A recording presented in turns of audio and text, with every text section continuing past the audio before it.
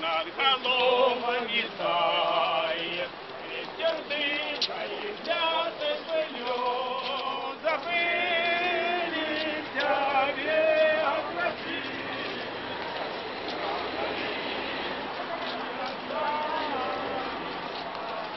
Хотя веточка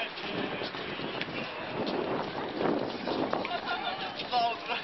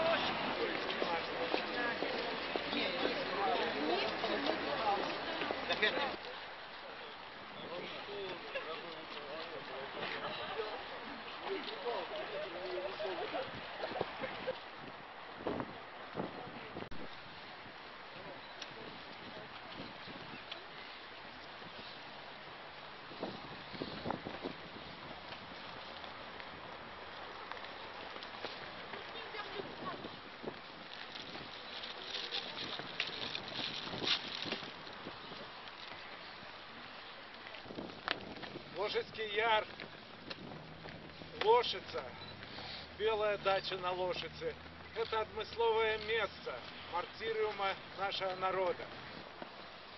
На белой даче в Лошице, в Лошадском парку, неподалеку от Сюль, мы прошли каля этого места.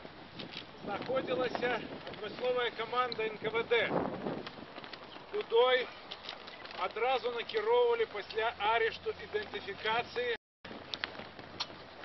цэлы шэраг беларусаў, шчырых людзей, дзеячаў беларускага руху, якія траплялі ў саветы заходняй Беларусі, якая знаходзілася, як вядома, пад польскай адміністрацыяй. Тамака, наслухаўшыся бальшавіцкай прапаганды пра пралетарскі рай і квітненне беларускага народа пад бэрлам Москвы, многие люди принимали для себя решение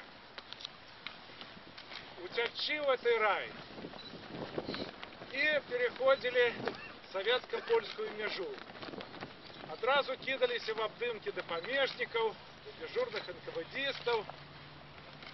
Их арестовывали и накировывали сюда в Белую дачу, где катовали по-зверску, допытывали, стеквались, а потом приводили у Лошадский яр и расстреливали. Вот такой был яр. Заветы нормальные субъекты вроде. Як заявляли, что мы заховаем войск на старой экономике, які есть. Совет. А что будет это и другое? Як российская, а ранее московская держава грабили воротнение людей. Ніч это.